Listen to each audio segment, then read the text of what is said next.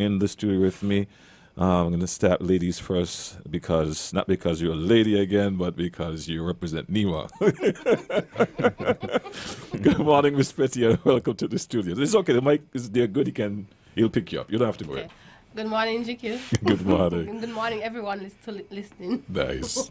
And good morning to Superintendent David, and good morning to Mr. Clark as well. Morning. I don't remember your official title. Clark. No, Davron? no, Sergeant. Oh, fire station officer. Fire Station Officer. All right. Good morning to everyone, Right. GQ, all in Radio Land and the various media platforms out there. Yes. Pleasant good morning to you. Yes. Welcome. And we are being blessed right now with the showers of blessings. Yeah, let it come. Let it come. Let it come. We need the water. yeah.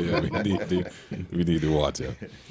All right, Miss Petty, I'm going to let you start the conversation for us this morning, and of course we'll begin opening the lines as well because we'd like to get as much feedback from you, the public, as it relates to the exercise we had, the tsunami exercise that we had recently, ways how we can improve it, maybe something we overlooked, and the list goes on and on. Mrs. Petty, pardon me. Go ahead. Okay, thank you, GQ. So, as you know, last week, Thursday, the 21st of March, we conducted our annual Caribbean Wave Tsunami Response Exercise in the Diep to Saddlers area. I must say that every year, what we like to say is that once we've done the exercise, that it was a success in that we were able to conduct the exercise and we were able to identify gaps. I must say, though, this year, I think when I said it was a success, it was a resounding success, and that comes in part of the community's response to the exercise. We've done these exercises throughout the past years, and what we find is that mostly when it comes to participation of the community, it comes down to the schools participating. Maybe you have one or two businesses.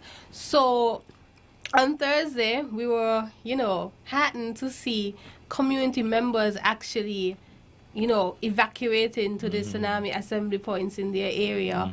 We actually had one or two individuals who actually closed their shops and actually came and they came out and evacuated. And I think we felt really good to see that persons were that committed to the exercise and that they were that committed to the entire experience of understanding the real threat that tsunamis can pose. And I think that's the takeaway that I had from the exercise. Of course, I have to commend the schools as well. The schools would have evacuated. We had the Diep Primary School evacuate. We had some students from the Diep Daycare Center as well as Saddlers Daycare and Primary School who evacuated as well. And it's small children, and I must commend the teachers in. I don't want to say hurting because that's I know. But in controlling the students, because children at that age are hard to control, and there was order in the evacuation, so it wasn't just havoc. So I must commend everyone who participated. And I would like to add, thank you everyone again, is that from the policing standpoint, I'm also looking at the tsunami warning focal point, which is our telecommunications department. Once they received the call, yes, they sprang into action. And as mentioned, the area of play was Diep Bay. So Diep Bay Police Station received the call as well, and we know we had the collaboration with Tabernacle Police Station to assist, because in a situation like this, we realize that Diep Bay Police alone will not be able to do that. And the one thing I would say that I like is that our communication system, it shows that it works. From the injects, we try to overwhelm it, and we believe that even though we were not there, but the feedback, the persons try to handle the stress that is placed on them. And we also have to have the exercise in mind and reality. So therefore, those persons that the tsunami warning focal point, they really had dual role. So the exercise calls come in, regular calls come in for various reasons. Yes, so that's a good thing for us in a sense, because we want to know that the alert was working. Yes. And I think one of the things too about the tsunami warning focal point that we tested, our official start of the exercise was at 10 o'clock. However, the Pacific Tsunami Warning Center would have sent the actual exercise message at 11.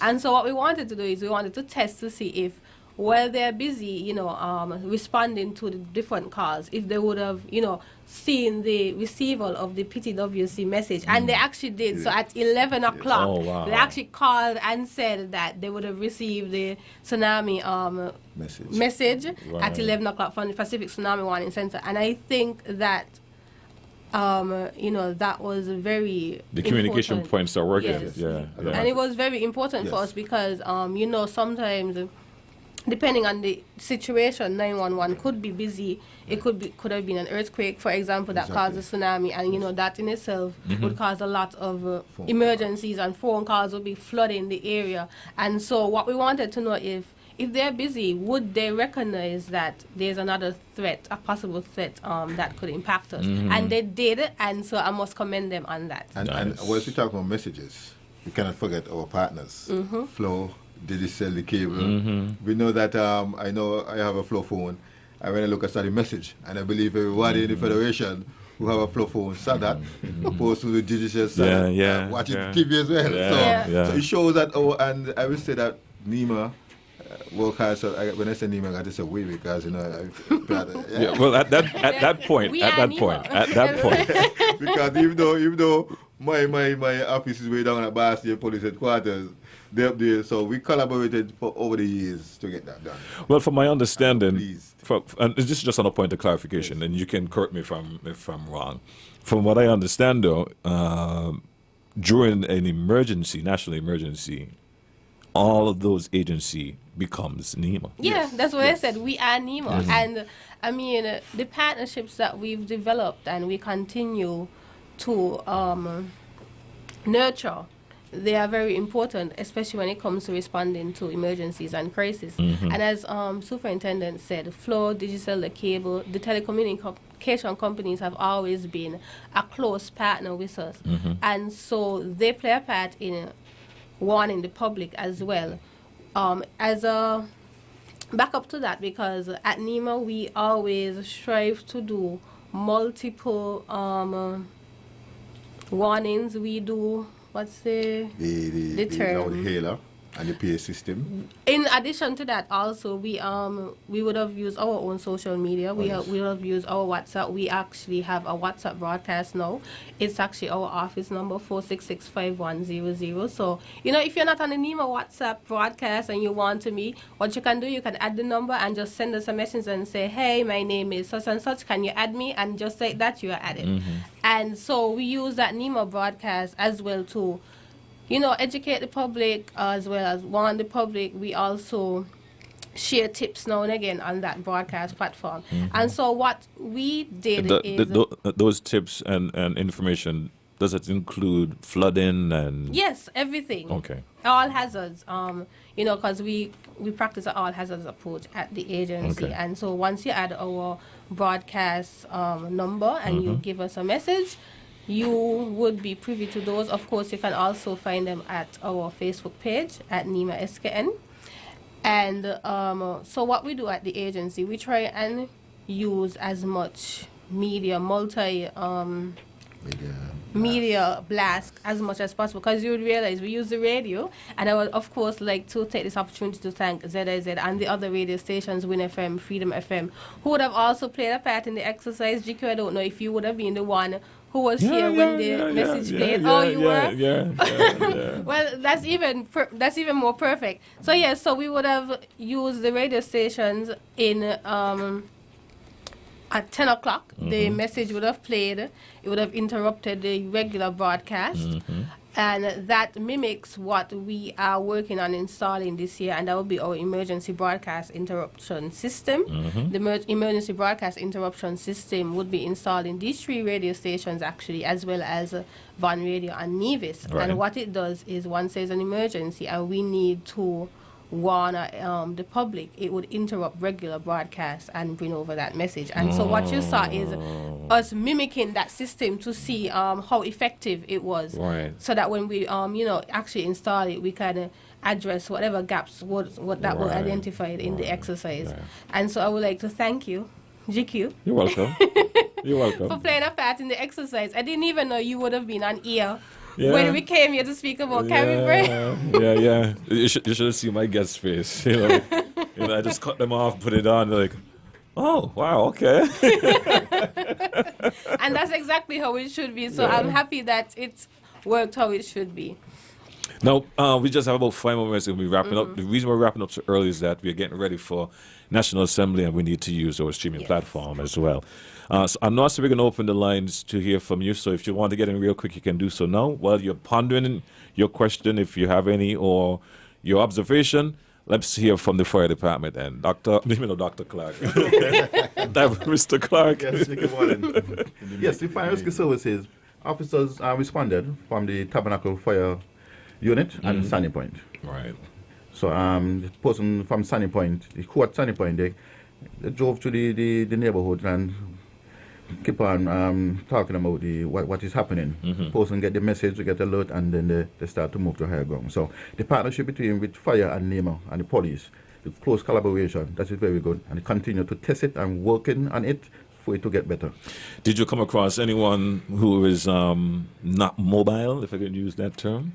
Yes, yes. Person asked a number of questions about that. One guy told me that my grandfather is inside, the tsunami is coming, what should I do? But when I spoke to Mrs. Langley, she said that he's in a safe area. Oh. And it was up close to the high school. That's the meeting area. Right. So he was very much safe. Okay. But I believe there was someone else down on the lower section there that somebody asked about? Yeah, someone was in the tsunami area, so they would have inquired, what do I do in a real event? And so we would have educated them on that system, and they would have been appreciative. What we did as well, we took their contact so that we can continue that communication with them, because we like to, as much as possible, try and involve all. And we, as I said before, we take a all approach when it comes to disaster risk reduction, and that includes our community members. And it goes beyond the tsunami because, I mean, you could have a hurricane and that person need assistance, or earthquake, and it goes on and on, right? Yeah, So- as I said, all hazards approach, all community approach, all hands-on. So at NEMA, you find that we put our hands in everything. So to speak. But I would also like to, of course, thank the first responders. I think they did a good job. We would have started the exercise at 10 o'clock. We concluded at 11:15. At one point, we even would have, indicated to them that they need to evacuate as well, and I'm happy to say that they did. Right. Also evacuate, because we have to consider that their lives are also at risk when they are warning the public. I would also like to thank the volunteers who came out and were evaluators for the exercise. We actually had about 30-something volunteers from the district mechanism. That's a lot, right? Yeah, from the districts, the first responders as well would have been evaluators. The Red Cross lent their support in terms of being evaluators and being on standby in case we have any medical emergency. So I would like to thank them as well. Of course, Ministry of Health, EMS was on the ground to provide that assistance as well. So as I said, it was a all hands on deck approach, and I really appreciated that. I also have to, of course, thank the NEMA staff. We would have worked hard on carrying out, making sure that the exercise was a success. Particularly, I would like to single out Anthea, Earl Hendrickson, and Shishina Joshua.